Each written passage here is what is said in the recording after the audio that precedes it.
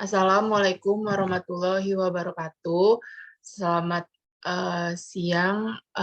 Pada hari ini kami akan mempresentasikan hasil diskusi kami yaitu chapter 15 mengenai market risk. Jadi kami dari kelompok 2 yang beranggotakan Siti Jumiati dengan NIM 2019 1211 017, Linda Lestari dengan NIM 2019 1211 018, Rahmanisa Gemakurani dengan NIM 2019 1211 025, Siti Atika dengan NIM 2019 1211 027, Amalia Husna dengan NIM 2019 1211 031.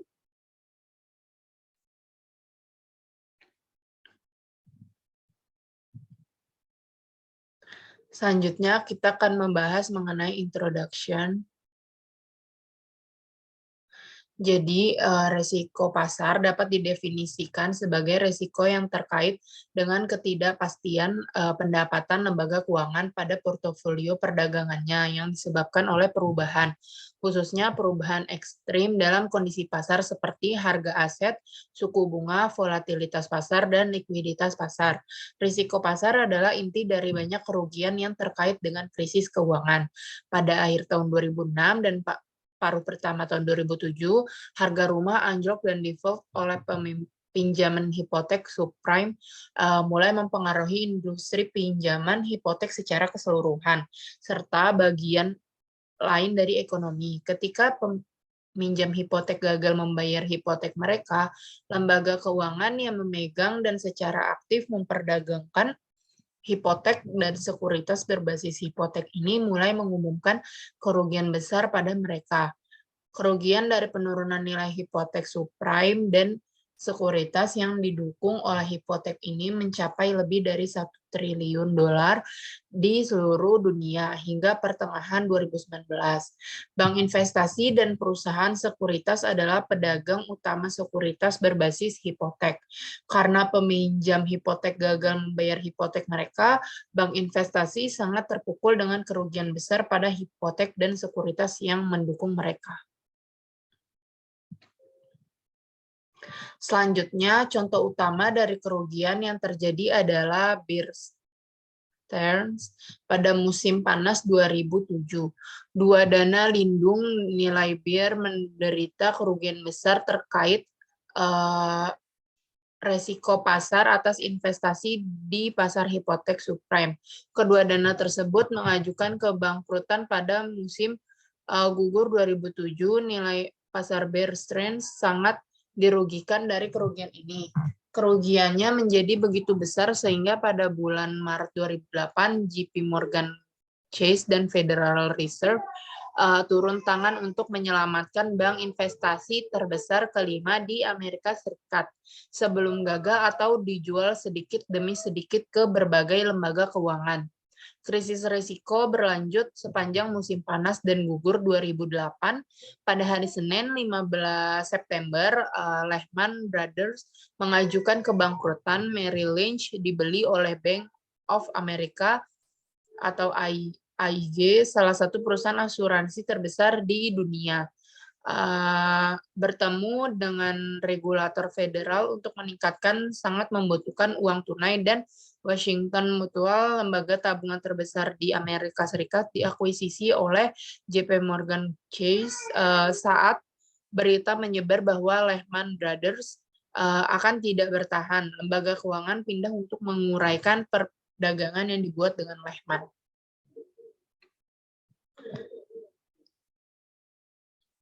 Selanjutnya mengenai calculating market risk exposure.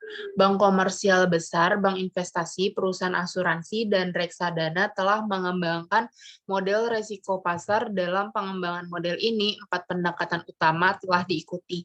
Yang pertama itu ada risk matrix atau pendekatan varians atau covariance. Yang kedua ada bersejarah atau simulasi kembali. Yang ketiga adalah simulasi Monte Carlo, yang keempat adalah kekurangan yang diharapkan. Jadi 3 model pertama menawarkan metode berbeda yang digunakan untuk menghitung nilai berisiko.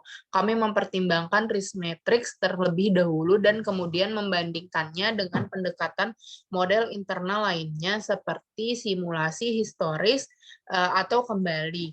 Model kekurangan yang diharapkan juga disebut conditional value at risk, merupakan alternatif dari ukuran tradisional value at risk yang lebih sensitif terhadap bentuk ekor kerugian dari distribusi probabilitas pengembalian. Mulai Januari 2013, regulator telah mengganti nilai risiko dengan ukuran shortfall yang diharapkan sebagai ukuran utama risiko pasar. Selanjutnya akan membahas the risk matrix model. Tujuan akhir dari model pengukuran risiko pasar dapat dilihat dari pertanyaan berikut dari manajer.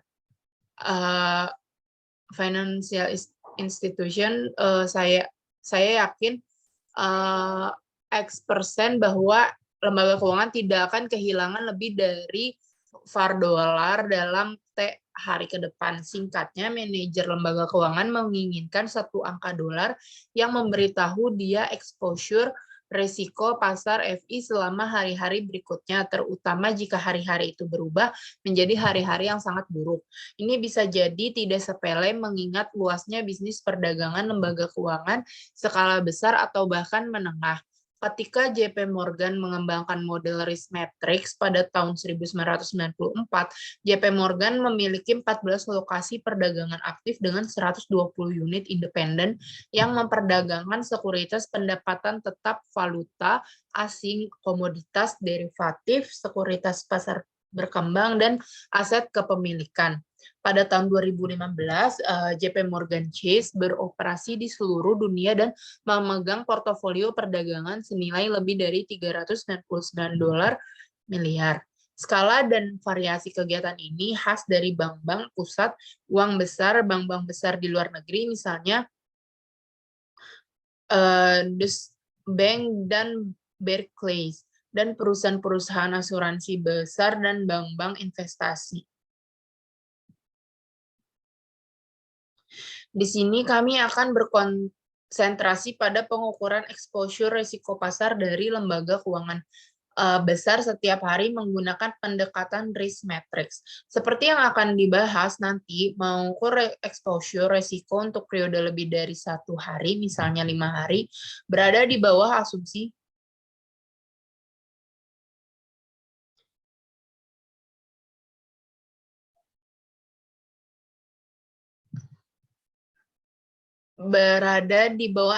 tertentu transformasi sederhana dari jumlah exposure resiko harian. Pada besarnya, lembaga keuangan prihatin dengan bagaimana mempertahankan ekuitas jika kondisi pasar bergerak negatif besok. Itu adalah resiko pasar sama dengan perkiraan potensi kerugian dalam keadaan yang merugikan. Lebih khusus lagi, resiko pasar diukur dalam hal pendapatan harian yang beresiko atau DIR. Lembaga keuangan dan memiliki 3 komponen sebagai berikut. Daily earnings at risk sama dengan dollar market value of the position dikali price sensitivity of the position dikali potential adverse move in yield. Karena sensitivitas harga dikalikan dengan pergerakan hasil yang merugikan, mengukur tingkat volatilitas harga suatu aset, kita juga dapat menulis persamaan ini sebagai berikut ini.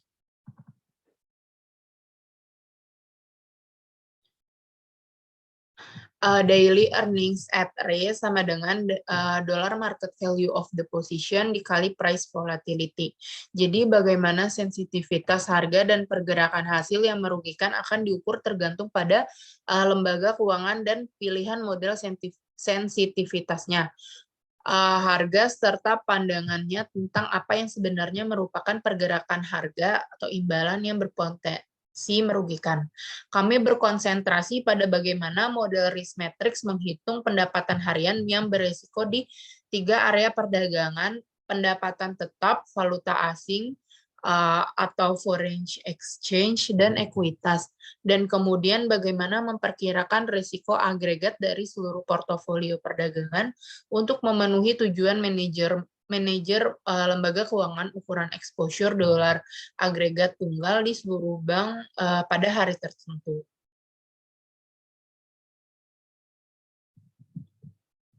Selanjutnya, the risk of fixed income securities.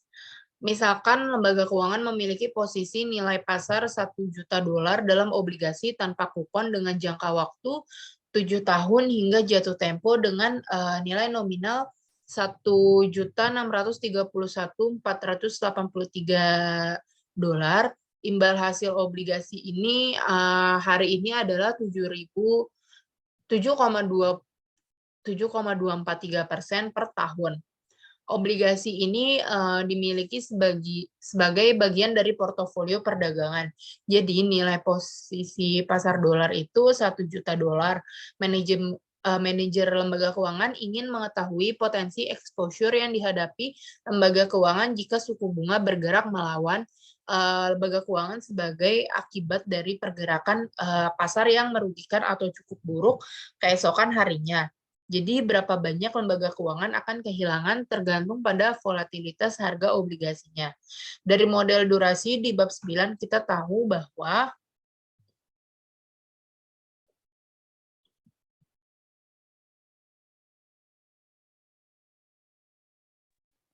jadi kita tahu bahwa berapa banyak financial institution akan kehilangan tergantung pada volatilitas harga obligasi. Dari model durasi di bab 9, kita tahu bahwa daily price volatility sama dengan price sensitivity to a small change in yield dikali adverse daily yield move sama dengan MD dikali adverse daily yield move. Durasi modifikasi atau MD dari bond ini adalah berikut rumusnya, mengingat imbal hasil obligasi adalah R sama dengan 7,243%. Untuk memperkirakan volatilitas harga, kalikan MD obligasi dengan pergerakan hasil harian merugikan yang diharapkan. Next.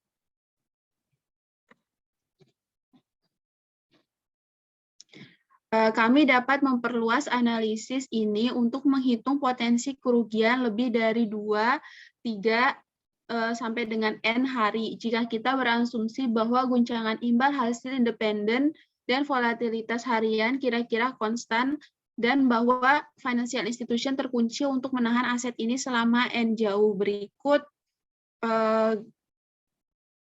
gambarnya. Asumsi bahwa volatilitas harian konstan dan tidak ada autokorelasi dalam guncangan hasil adalah asumsi yang kuat. Banyak literatur baru-baru ini menunjukkan bahwa guncangan berkorelasi secara otomatis di banyak pasar aset dalam jangka waktu yang relatif panjang. Untuk memahami mengapa kita mengambil akar kuadrat dari N, pertimbangkan periode penahanan 5 hari dengan lambda sama dengan delta sama dengan 2/5 atau varians pengembalian aset 5 hari akan sama dengan varian 1 hari saat ini. Dikalikan dengan asumsi varians harian konstan dan tidak ada autokorelasi dalam guncangan atau delta 2/5 sama dengan delta 2/1 dikali 5. Next. Standar deviasi dari persamaan ini adalah atau karena DIR diukur dalam dimensi yang sama dengan standar deviasi. Dalam terminologi risk matrix, nilai 5 hari yang beresiko adalah 5 days varian sama dengan DIR dikali dengan akar 5. Maka N-day market value at risk atau VAR terkait dengan daily earning at risk atau DIR dengan N-day varian sama dengan DIR dikali dengan akar N. Artinya, pendapatan financial institution beresiko jika imbal hasil suku bunga bergerak melawan financial institution adalah fungsi dari nilai atau pendapatan beresiko untuk satu hari atau DIR dan akar kuadrat. Jumlah hari financial institution terpaksa menahan surat berharga tersebut karena pasar yang tidak sehat. Secara khusus, Dare mengasumsikan bahwa financial institution dapat menjual semua obligasi besok, bahkan dengan harga baru yang lebih rendah. Kenyataannya, mungkin butuh berhari-hari bagi financial institution untuk membongkar posisinya. Pasar yang tidak liquid relatif ini membuat financial institution mengalami kerugian yang lebih besar, diukur dengan akar kuadrat dari N jika N adalah 5 hari. Maka, next.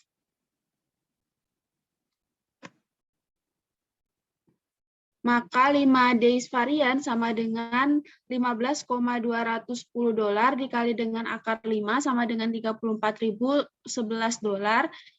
Jika N adalah 10 hari, maka 10 hari varian sama dengan $15.210 dikali dengan akar 10.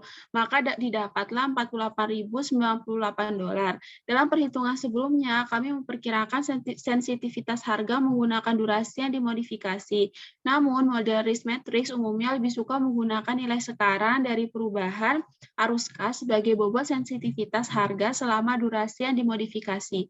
Pada dasarnya, setiap arus kas didiskontokan dengan tingkat kupon 0 yang sesuai untuk menghasilkan pendapatan harian dengan ukuran resiko. Jika kita menggunakan perhitungan arus kas langsung dalam kasus ini, kerugiannya adalah $15.963.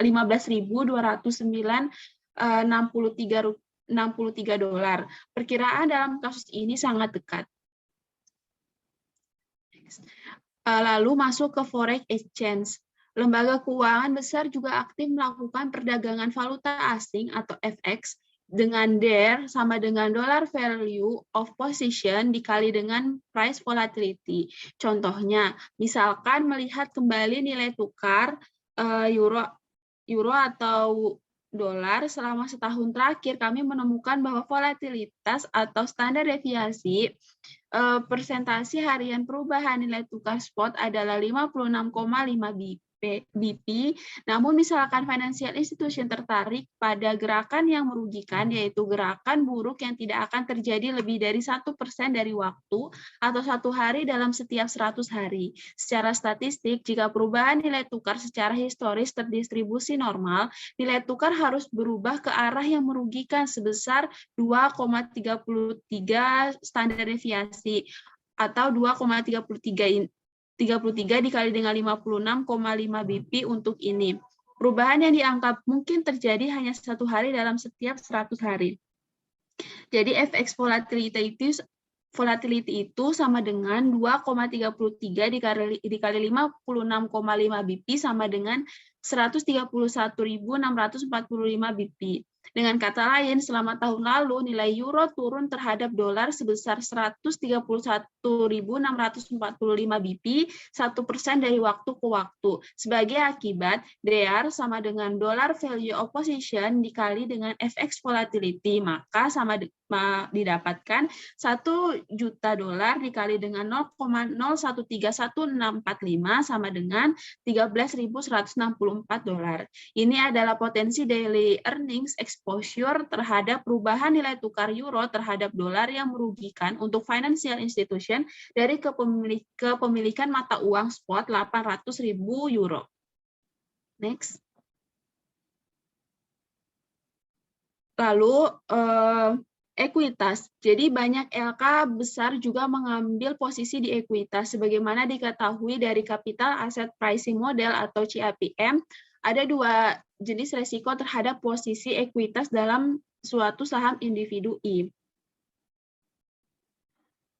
Total risk sama dengan systematic risk ditambah dengan unsystematic risk, yaitu standar deviasi 2/IT sama dengan beta 2I standar deviasi ditambah dengan standar deviasi EIT 2.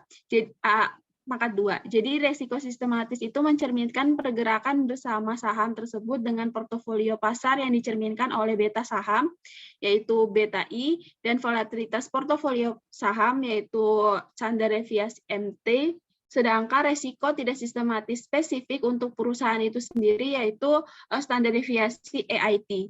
Beta merupakan resiko sistematis tidak dapat diubah yang mencerminkan pergerakan bersama pengembalian saham tertentu dengan pengembalian portofolio pasar. Next.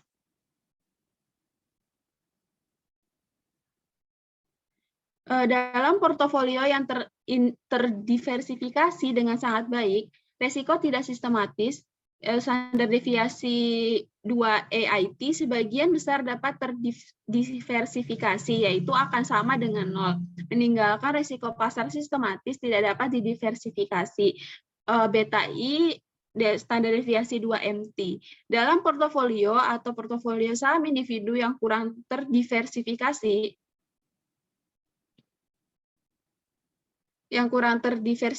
dengan baik, efek risiko tidak sistematis terhadap nilai posisi perdagangan perlu ditambahkan.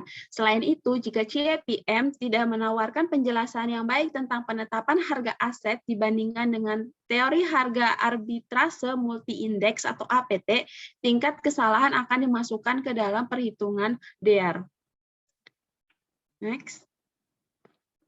Lalu masuk ke portofolio aggregation. Bagian sebelumnya menganalisis pendapatan harian dengan resiko posisi perdagangan individu. Contoh-contoh tersebut dianggap sebagai jaminan pendapatan tetap 7 tahun. Zero kupon atau nilai pasar $1 juta, posisi di Eurospot nilai pasar $1 juta, dan posisi dalam indeks pasar saham Amerika Serikat nilai pasar $1 juta dengan DER individu sebagai berikut. Pertama, 7 year, zero coupon bond sama dengan $15.210. Yang kedua, Eurospot sama dengan $13.164. Yang ketiga, US equities $46.600. Namun, manajemen senior ingin mengetahui resiko agregat dari seluruh posisi perdagangan.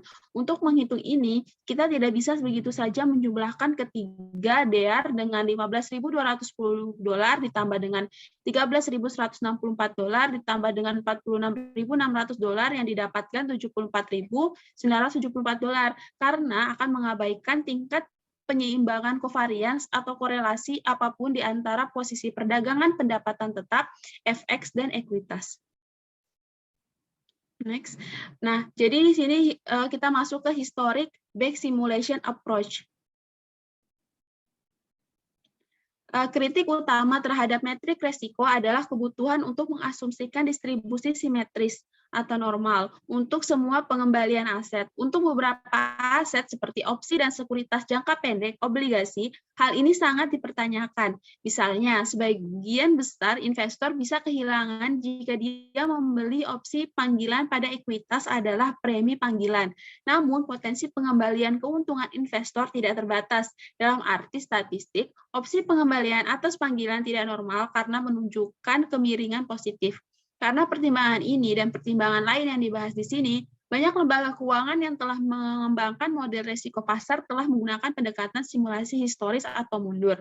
Keuntungan dari pendekatan ini adalah yang pertama sederhana, yang kedua tidak mengharuskan pengembalian aset terdistribusi secara normal, dan yang ketiga tidak mengharuskan korelasi atau standar deviasi pengembalian aset dihitung.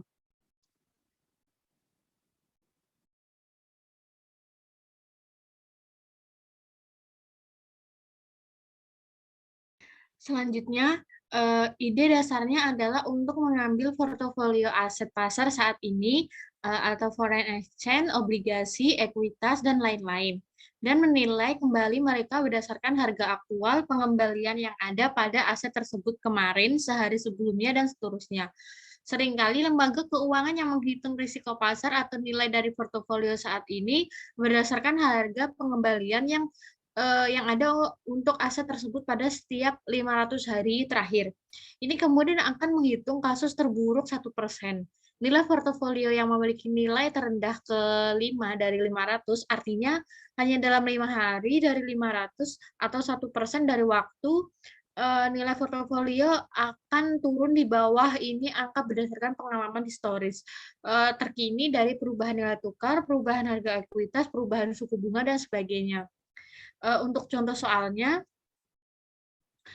di mana lembaga keuangan Amerika Serikat memperdagangkan dua mata uang yen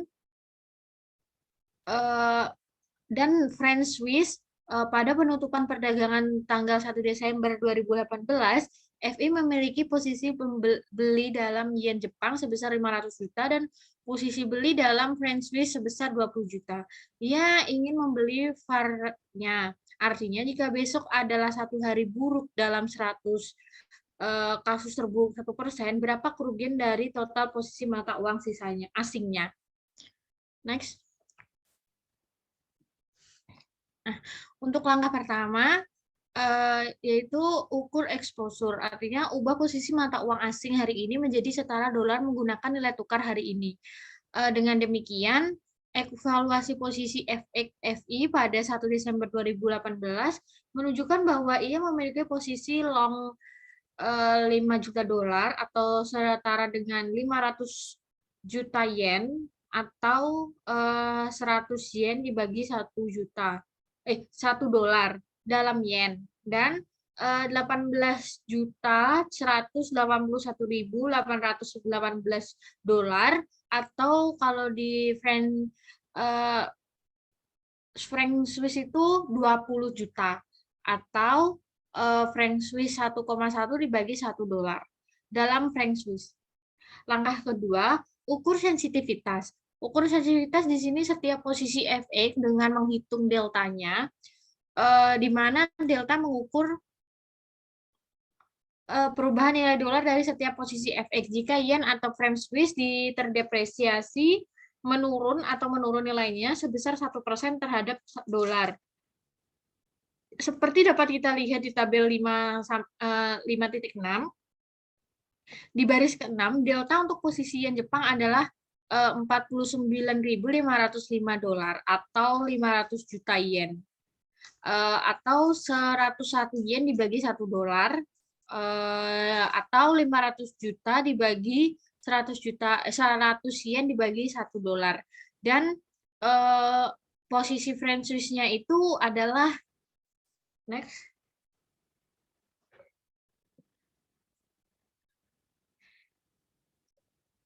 Langkah ketiga, mengukur resiko. Lihatlah presentase perubahan aktual dari dalam nilai tukar dolar dan franc Swiss di masing-masing dari 500 hari terakhir. Dengan demikian pada tanggal 30 November 2018 nilai yen terhadap dolar turun 0,5%. Sepanjang dari sedangkan franc Swiss-nya turun nilainya terhadap dolar sebesar 0,2%.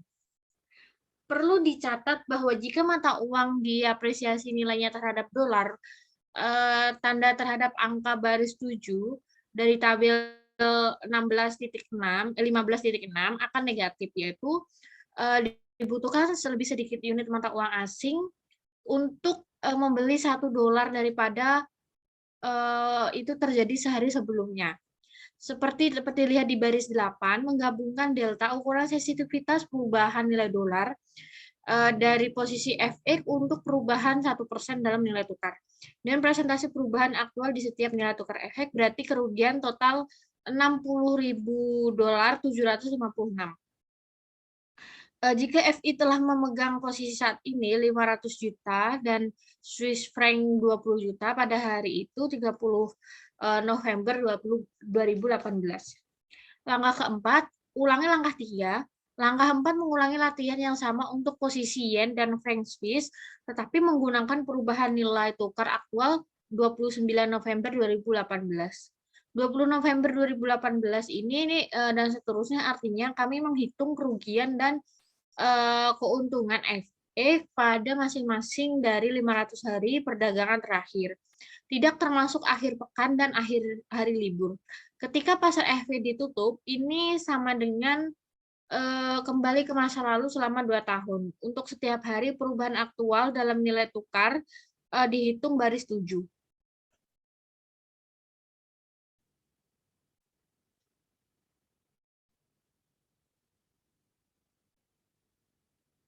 Next. Langkah 5, beri peringkat dari berdasarkan resiko dari yang terburuk hingga yang terbaik. Langkah-langkah risiko ini kemudian dapat diurutkan dari yang terburuk hingga terbaik. Jelas kerugian terburuk akan terjadi pada posisi ini pada tanggal 6 Mei 2017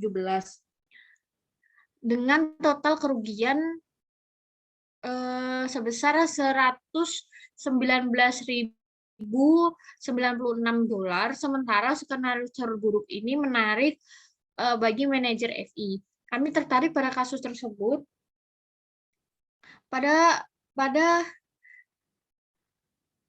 kami tertarik pada kasus terburuk 1%, yaitu kerugian yang tidak lebih dari 5 hari dari 500 hari, atau 5.500 sama dengan 1%. Seperti yang dapat dilihat dalam contoh ini, kerugian terburuk kelima dari 500 terjadi pada 18 Agustus 2017. Kerugian ini berjumlah $97.210. Langkah ke-6, varian.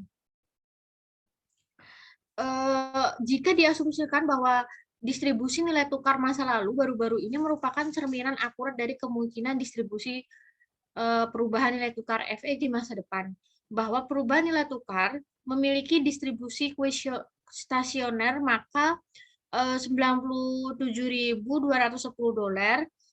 itu dapat dilihat sebagai nilai FX yang beresiko atau varian exposure FI pada 1 Desember 2018. Artinya, jika besok dalam kasus kami itu 2 Desember 2018 adalah hari yang buruk pada di pasar FX, dan mengingat posisi FI long yen 500 juta dan franc Swiss-nya long 20 juta, FI bisa berharap kehilangan $97.210 atau lebih. Dengan probabilitas 1%, ukuran varian ini kemudian dapat diperbarui setiap hari saat posisi efek berubah, delta berubah. Misalnya mengingat sifat perdagangan falas, posisi yang diadakan pada tanggal 5 Desember 2018. Next.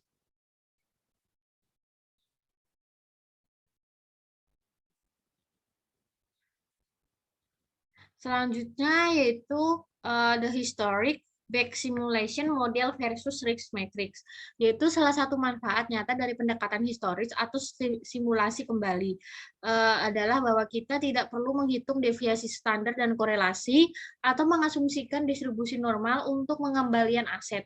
Untuk menghitung angka risiko portofolio di baris 9 tabel 15.623. Keuntungan kedua bahwa ia secara langsung memberikan nomor skenario kasus terburuk. Dalam contoh kita, kerugian $119.096 itu dilihatnya di langkah 5. Risk metric karena mengasumsikan pengembalian aset distribusi secara normal, pengembalian dapat mencapai plus minus tak terhingga, dan menyediakan tidak nomor skenario terburuk saat ini. Next.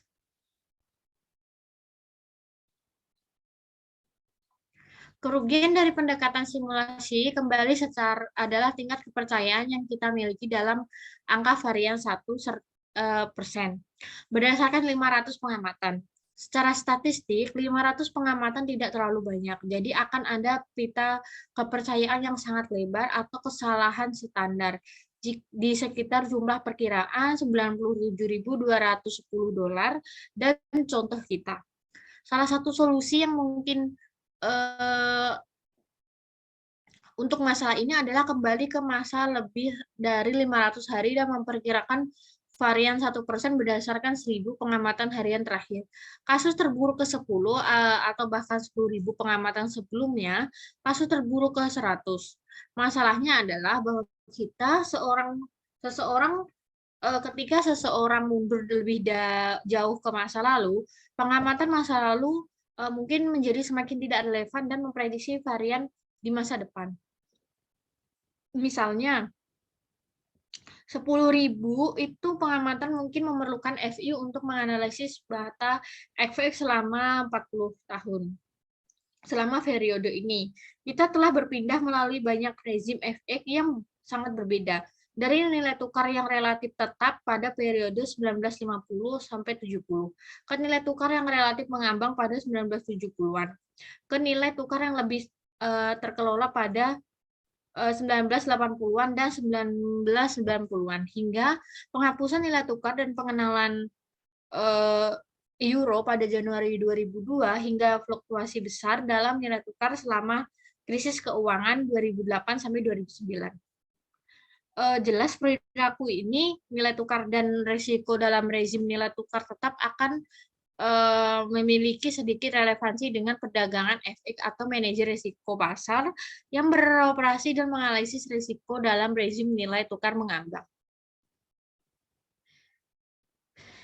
Next. Selanjutnya yaitu the Monte Carlo Simulation Approach. Pendekatan simulasi Monte Carlo untuk mengatasi masalah yang disebabkan oleh sejumlah pengamatan aktual yang terbatas. Jika kita dapat menghasilkan pengamatan tambahan dalam contoh kita perubahan efek. Biasanya simulasi atau pembangkitan pengamatan tambahan ini disusun menggunakan pendekatan simulasi dalam periode simulasi Monte Carlo sehingga pengembalian atau tingkat yang dihasilkan mencerminkan probabilitas yang telah terjadi dalam periode waktu historis baru-baru ini. Langkah pertama adalah menghitung matriks varian kovarian historis dari perubahan fx. Matriks ini kemudian didekomposisi menjadi dua matriks simetris, A dan A tingkat. Hal ini memungkinkan FI untuk menghasilkan skenario untuk posisi fx dengan mengalihkan matriks kuadrat yang mencerminkan volatilitas historis dan korelasi di antara nilai tukar fx dengan vektor angka acak Z sama dengan 10.000 nilai acak Z ditarik untuk setiap nilai tukar fx. Pendekatan simulasi ini menghasilkan skenario fx realitas yang dihasilkan sebagai volatilitas historis dan korelasi antara kurs fx dikalikan dengan nilai Z yang diambil secara acak. Varian dari posisi saat ini kemudian dihitung kecuali bahwa dalam pendekatan Monte Carlo, varian adalah kerugian simulasi terburuk ke 100 dari 10.000.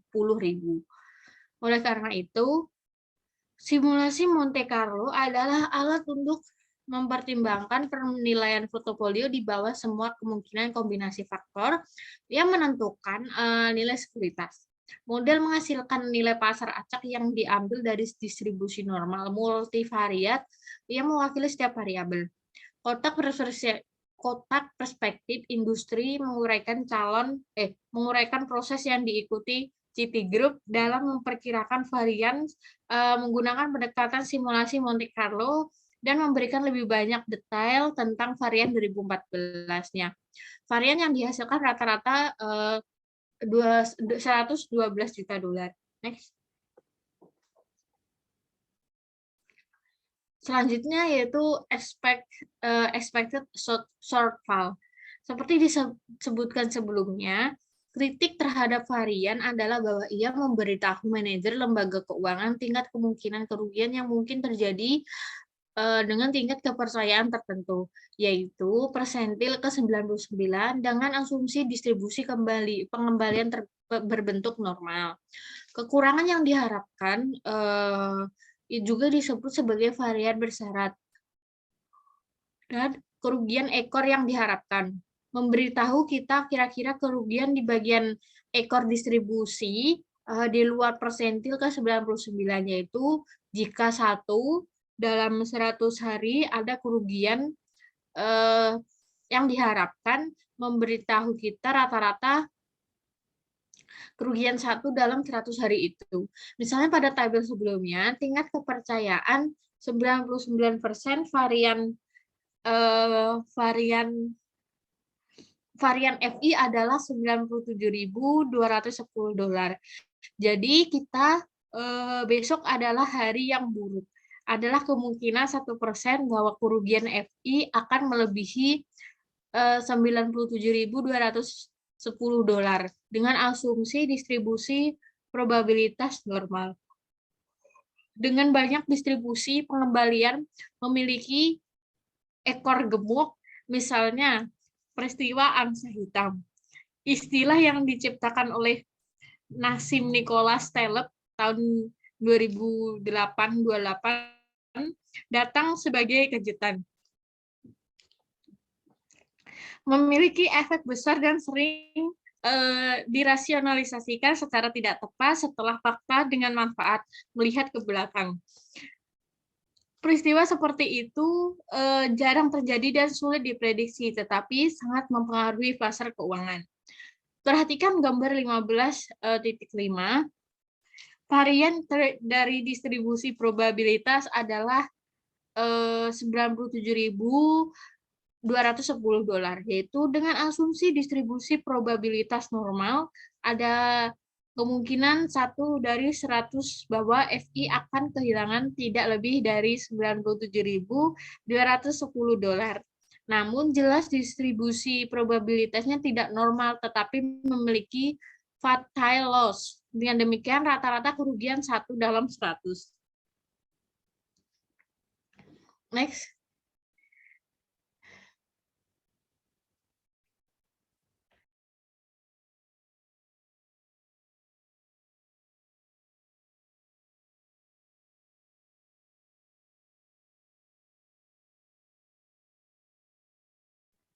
Selanjutnya, varian sesuai dengan titik kerugian tertentu pada distribusi probabilitas itu tidak memberikan informasi tentang ukuran potensi kerugian yang melebihi, yaitu varian sepenuhnya mengabaikan pola dan tingkat keparahan kerugian di ekor yang ekstrim. Dengan demikian, varian hanya memberikan sebagian informasi tentang tingkat kemungkinan kerugian, terutama ketika distribusi probabilitas tidak normal. Kelemahan varian menjadi sangat jelas selama krisis keuangan karena pengembalian aset anjlok ke wilayah ekor gemuk dari distribusi yang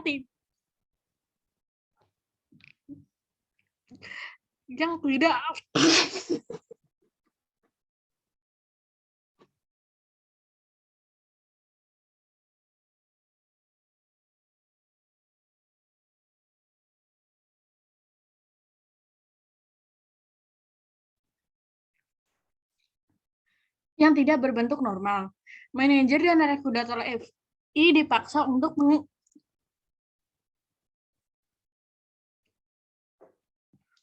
mengakui bahwa proyeksi varian tentang kemungkinan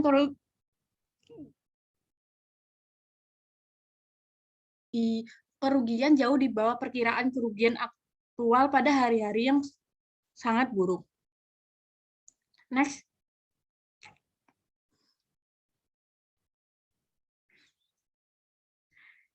ES adalah ukuran risiko pasar yang memperkirakan nilai kerugian yang diharapkan di luar tingkat kepercayaan tertentu, yaitu rata-rata varian di luar tingkat kepercayaan tertentu. Secara khusus, tingkat kepercayaan C, ES dapat diselesaikan dengan menggunakan rumus berikut untuk distribusi probabilitas kontinu. Berikut adalah rumusnya, yaitu untuk tingkat kepercayaan katakanlah 99% yaitu C. Kami mengukur area di bawah distribusi probabilitas dari persentil ke 99 hingga ke 100 untuk distribusi diskrit. Berikut adalah rumusnya. Selanjutnya yaitu pada gambar 15.5, PAR memberitahu manajer lembaga keuangan tentang kerugian pada titik tertentu, yaitu pada C, pada distribusi probabilitas, yaitu persentil ke 99. Namun, gagal untuk memasukkan informasi mengenai bentuk distribusi probabilitas di bawah titik tertentu. Kekurangan yang diharapkan adalah PAR rata-rata di sebelah kiri tingkat kepercayaan 99%. Dengan demikian, PAR identik untuk kedua distribusi probabilitas. Namun, IS yang menggabungkan poin di sebelah kiri PAR lebih besar ketika distribusi probabilitas menunjukkan dengan demikian IS memberikan lebih banyak informasi tentang kemungkinan kerugian resiko pasar daripada PAR. Untuk situasi di mana distribusi probabilitas menunjukkan kehilangan, PAR mungkin terlihat relatif kecil, tetapi IS mungkin sangat besar. Selanjutnya yaitu contoh PAR versus IS. Pertimbangkan distribusi probabilitas diskrit berikut untuk dua sekuritas, yaitu A dan B yang disimpan dalam portofolio perdagangan FI. Probability-nya yaitu 50%, A-nya 100 juta dolar, probability-nya 50% untuk yang B, 100 juta dolar juga, probability-nya 49, untuk yang A 80 juta dolar, untuk yang B probability-nya 49 juga, dan B-nya 92 juta dolar. Untuk probability yang ketiga yaitu 1% dengan nilai A-nya minus 920 juta dolar. Probability yaitu 0,25 dengan minus 920 juta dolar, dan juga 0,75 dengan minus 1,704 juta dolar. Lembaga keuangan ingin memperkirakan mana dari dua sekuritas yang akan menambahkan lebih banyak risiko pasar ke portofolio perdagangannya menurut ukuran PAR dan IS. Jawabannya yaitu expected return on security yang A sama dengan 0,50 dikali 100 juta dolar ditambah 0,49 dikali 80 juta dolar ditambah 0,01 dikali minus 920 juta dolar, hasilnya 80 juta dolar. Yang B sama dengan 0,50 dikali 100 juta dolar ditambah 0,49 dikali 92 juta dolar ditambah 0,0025 dikali minus 920 juta dolar ditambah 0,0075 dikali minus 1,704 juta dolar, hasilnya sama 80 juta dolar.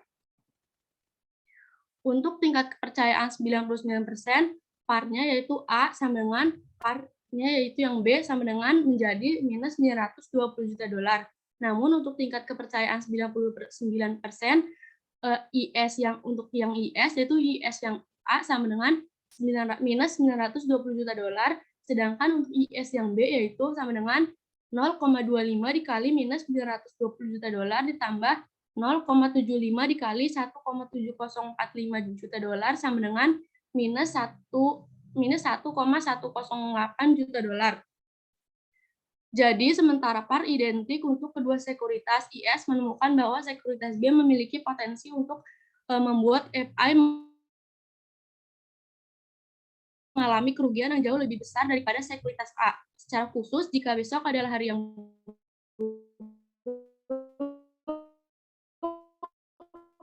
PAR menemukan lembaga keuangan akan melebihi 900. Namun IS menemukan bahwa ada kemungkinan 1% bahwa kerugian lembaga keuangan akan melebihi 920 juta dolar jika sekuritas A ada dalam portofolio perdagangannya. Tetapi kerugian akan melebihi 1,508 juta dolar jika sekuritas B ada dalam portofolio perdagangannya. Selanjutnya yaitu estimating PAR dan IS of trading portfolio securities. Lembaga keuangan memiliki 1 juta euro dalam portofolio perdagangannya pada penutupan bisnis pada hari tertentu. Lembaga keuangan ingin menghitung PAR dan IS satu hari dari posisi ini. Langkah pertama yaitu menghitung posisi nilai dolar. Misalkan nilai tukar euro untuk dolar saat ini adalah euro 0,7983 per dolar, atau dolar untuk euro adalah 1,2527 dolar pada penutupan harian. Jadi hasilnya nilai posisi dolar sama dengan 1 juta euro dikali 1,2527 sama dengan hasilnya 1,252.1.252.700 dolar. Anggap juga bahwa melihat kembali persentase harian perubahan nilai tukar antara euro dan dolar selama setahun terakhir, kami menemukan bahwa volatilitas atau standar deviasi persentase harian perubahan nilai tukar spot adalah 44,3 BP. Namun lembaga keuangan tertarik pada gerakan yang merugikan, yaitu gerakan buruk yang tidak akan terjadi lebih dari 1% setiap saat atau 1 hari dalam setiap 100 hari. Selanjutnya yaitu value at risk, menggunakan PAR yang mengasumsikan bahwa perubahan nilai tukar terdistribusi secara normal. Nilai tukar harus berubah ke arah yang merugikan sebesar 2,33 standar deviasi dikali 2,33 didapat dari 2,33 dikali 44,3 BP. Agar perubahan ini dianggap hanya terjadi satu hari dalam setiap 100 hari dengan rumus volatilitas Fx sama dengan 2,33 dikali 44,3 BP sama dengan hasilnya 103,219 BP. Dengan kata lain, menggunakan PAR selama tahun lalu nilai euro turun terhadap dolar sebesar 103,219 BP dengan 1% dari waktu ke waktu. Akibatnya, PAR satu hari adalah PAR sama dengan 1.252.700 dolar dikali 0,010319 hasilnya 12.930 dolar. Selanjutnya yaitu expected shortfall. Menggunakan IS yang mengasumsikan bahwa perubahan nilai tukar terdistribusi secara normal, tetapi nilai tukar harus berubah ke arah yang merugikan sebesar 2,665 standar deviasi, yaitu dapat dari 2,665 dikali 44,3 BP. Agar perubahan ini dianggap hanya terjadi satu hari dalam setiap 100 hari. Dengan hasil volatilitas Fx sama dengan 2,665 dikali 44,3 BP dengan hasil 118.005,95 BP. Dengan kata lain, menggunakan IS selama tahun lalu nilai euro turun terhadap dolar sebesar 118.059,5 BP, yaitu 1% dari waktu ke waktu. Akibatnya IS satu hari hasilnya yaitu IS sama dengan 1.252.700 dikali 0,011859 sama dengan hasilnya 14,798 dolar. Potensi kerugian exposure terhadap euro yang merugikan terhadap perubahan nilai tukar dolar untuk lembaga keuangan dari kepemilikan mata uang spot 1 juta euro lebih tinggi menggunakan ukuran IS resiko pasar. IS memperkirakan potensi kerugian sebesar 1.868 dolar, lebih tinggi dari PAR. Ini karena PAR berfokus pada lokasi ekstrim dari distribusi probabilitas. IS juga mempertimbangkan bentuk distribusi probabilitas setelah PAR terlampaui.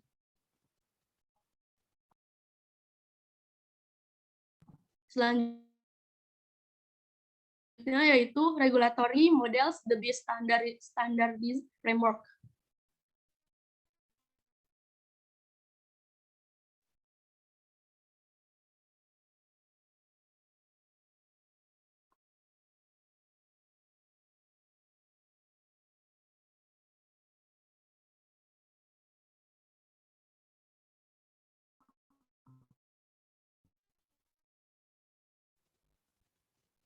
JP Morgan.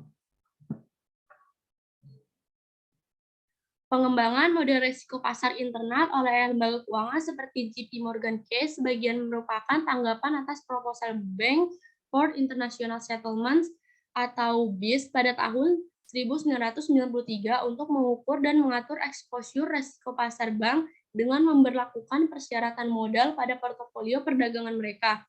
BIS sendiri merupakan organisasi yang mencakup bank sentral terbesar di dunia. Setelah menyempurnakan proposal ini selama beberapa tahun terakhir, pada tahun 2013, BIS yang termasuk dalam Federal Reserve memutuskan pendekatan terakhir untuk mengukur risiko pasar dan cadangan modal yang diperlukan lembaga keuangan untuk menahan dan bertahan dari kerugian risiko pasar.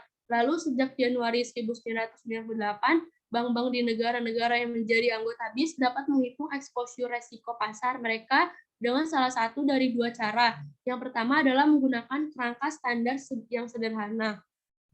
Yang kedua yaitu dengan persetujuan, yaitu menggunakan model internal mereka sendiri yang mirip dengan mod yang dijelaskan pada slide sebelumnya. Namun jika model internal disetujui untuk digunakan dalam menghitung kebutuhan modal untuk lembaga keuangan, model tersebut tunduk pada audit peraturan dan batasan tertentu.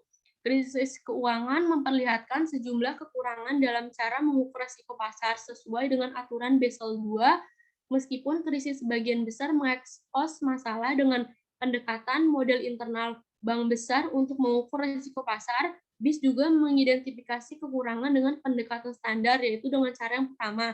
Ini termasuk kurangnya sensitivitas risiko, pengakuan yang sangat terbatas atas manfaat yang terkait dengan instrumen, yang lebih kompleks secara memadai untuk mengatasi kekurangan pendekatan standar untuk mengatur risiko pasar. Basel II mengusulkan pendekatan yaitu partial risk factor approach sebagai pendekatan standar yang direvisi. Selanjutnya yaitu partial risk factor approach. Pendekatan faktor risiko parsial yaitu yang menerapkan bobot risiko pada nilai pasar sekuritas portofolio perdagangan dengan penyempurnaan untuk mencerminkan lindung nilai dan diversifikasi di seluruh sekuritas secara hati-hati. Khususnya pendekatan faktor risiko parsial memerlukan proses berikut yang harus diikuti oleh lembaga keuangan untuk menentukan kebutuhan modal. Yang pertama, tetapkan instrumen ke bucket aset. Instrumen ditempatkan dalam keranjang aset di masing-masing dari 5 kelas risiko sesuai dengan kesamaan risikonya. Kelas risiko termasuk FX, suku bunga, ekuitas, kredit yang termasuk dengan sekuritas, dan komoditas.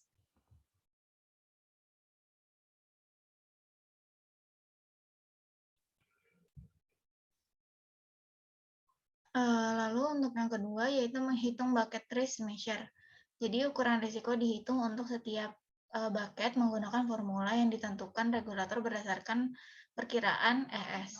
Nilai pasar aset di setiap bucket dikalikan dengan bobot risiko. Bobot risiko telah ditetapkan oleh BIS dan dibedakan berdasarkan kelas aset yaitu falas, suku bunga, ekuitas, kredit, dan komoditas. Untuk exposure risiko untuk setiap bucket dihitung menggunakan persamaan berikut, di mana KB merupakan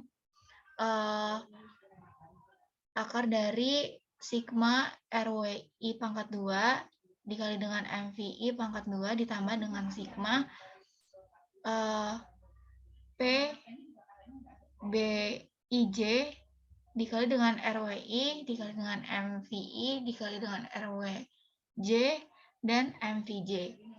Lalu untuk keterangannya, MVI merupakan nilai posisi nasional pada ekuitas I, lalu RWI adalah bobot risiko yang diberikan pada sekuritas I, dan IJ adalah parameter korelasi antara ekuitas I dan J.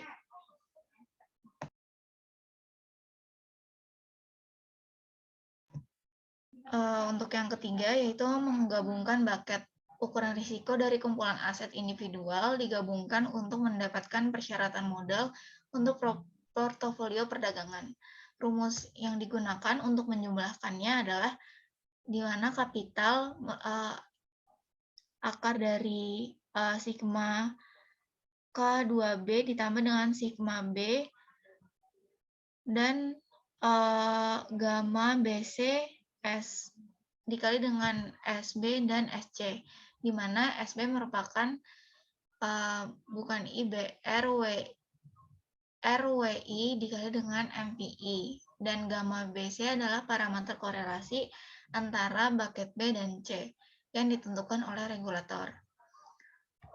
Terdapat dua istilah dalam bucket ini, di mana istilah pertama dalam formula ini menggabungkan risiko di seluruh bucket tanpa mempertimbangkan diversifikasi lintas bucket atau jumlah kuadrat.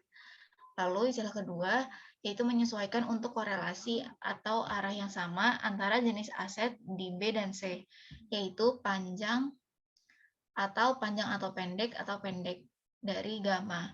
Korelasi telah ditetapkan oleh BIS dan dibedakan berdasarkan kelas aset. Selanjutnya pembahasan mengenai the BIS regulation and large bank internal model.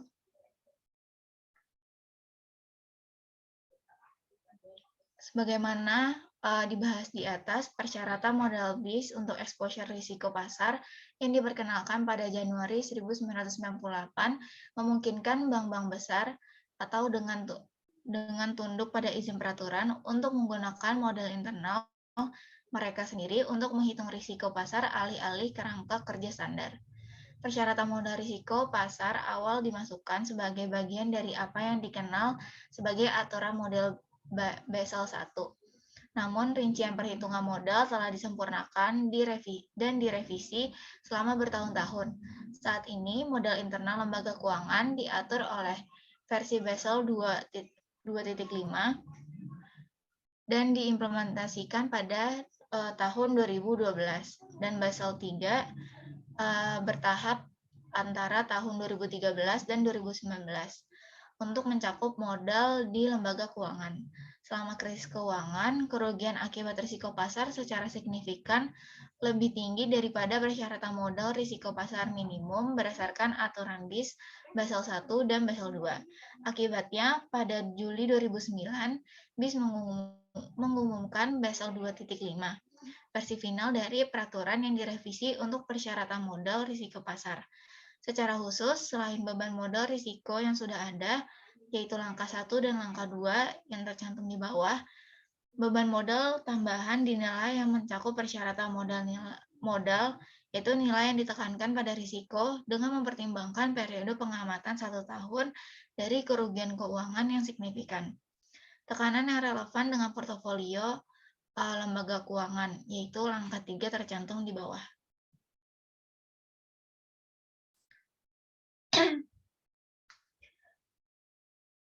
Pengenalan VaR stress di Basel 2.5 dimaksudkan untuk mengurangi siklus pengukuran VaR dan mengurangi masalah periode stres pasar yang dikeluarkan dari periode data yang digunakan untuk menghitung VaR setelah beberapa waktu. Basel 2.5 mensyaratkan proses berikut diikuti oleh lembaga keuangan besar menggunakan model internal untuk menghitung biaya modal risiko pasar. Yang pertama, dalam menghitung DIR, financial institution harus menentukan perubahan yang merugikan dalam tarif sebagai persentil ke 99, lalu dikalikan dengan 2,33. Yang kedua, financial institution harus mengasumsikan periode penyimpanan minimum adalah 10 hari, yang artinya DIR harian harus dikalikan dengan akar 10. Lalu yang ketiga, financial institution harus menambahkan VaR bertekanan yang dimaksud untuk mereplikasi perhitungan VaR yang akan dihasilkan pada portofolio perdagangan financial institution jika faktor pasar yang relevan mengalami periode stres. VaR yang ditentukan didasarkan pada VaR persentil ke-99 selama 10 hari dari portofolio perdagangan dengan input modal yang menggabungkan data historis dari periode 1 tahun tekanan keuangan yang signifikan. Jangka waktu yang digunakan harus disetujui oleh supervisor dan ditinjau secara berkala. Misalnya, periode 12 bulan yang berkaitan dengan kerugian signifikan selama krisis keuangan akan cukup mencerminkan periode stres tersebut. Lalu, lembaga keuangan harus mempertimbangkan biaya persyaratan modal yang diusulkan sebagai jumlah dari yang pertama lebih tinggi dari VaR hari sebelumnya, di mana nilai beresiko atau DIR dikali dengan akar 10, dan usia rata-rata VaR harian selama 60 hari kerja sebelumnya dikalikan faktor perkalian dengan nilai minimum 3, yaitu biaya modal sama dengan DIR dikali akar 10 dan 3. Yang secara umum, faktor perkalian membuat modal yang dibutuhkan jauh lebih tinggi daripada VaR yang dihasilkan dari modal pribadi.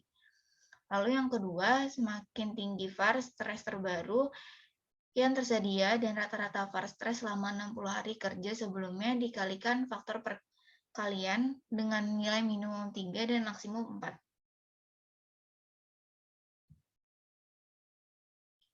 Dua metode untuk mengidentifikasi periode stres dan menghitung kebutuhan modal di bawah model internal adalah metode langsung dan metode tidak langsung.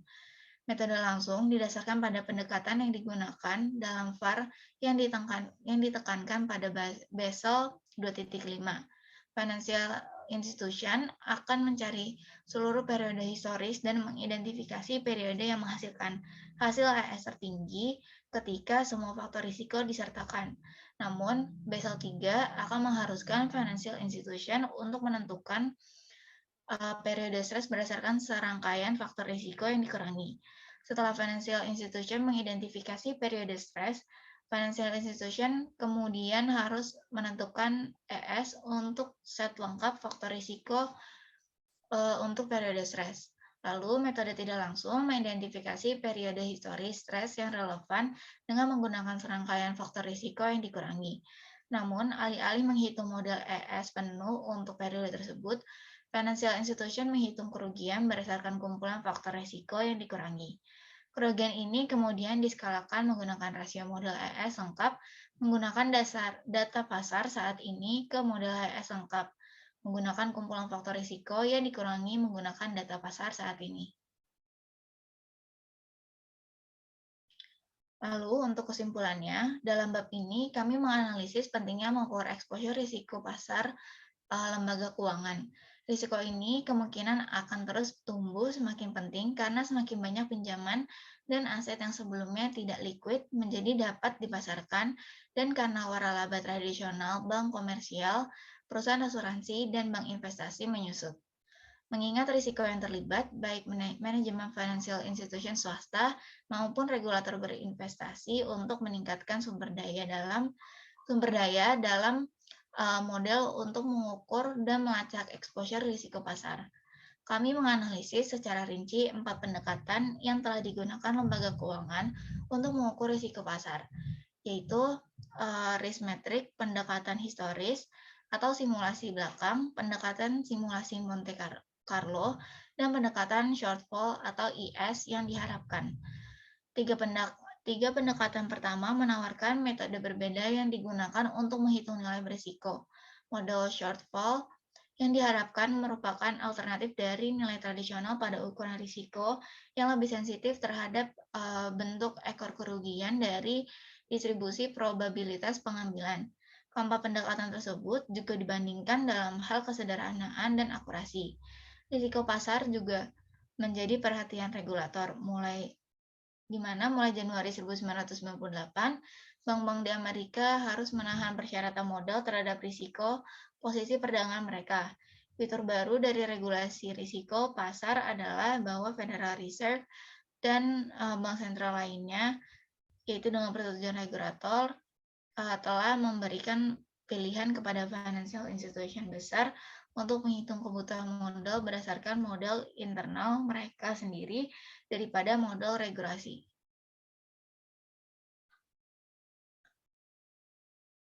Sekian presentasi dari kelompok kami, kurang lebihnya mohon maaf. Wassalamualaikum warahmatullahi wabarakatuh.